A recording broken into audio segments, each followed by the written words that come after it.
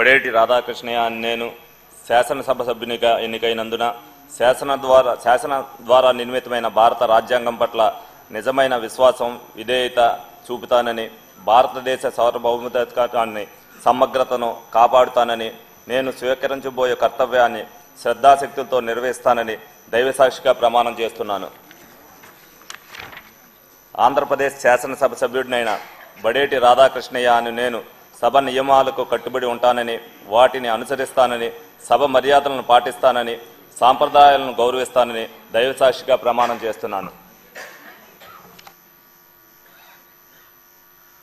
Shri Raghuramakrishnaraju Kanumuru.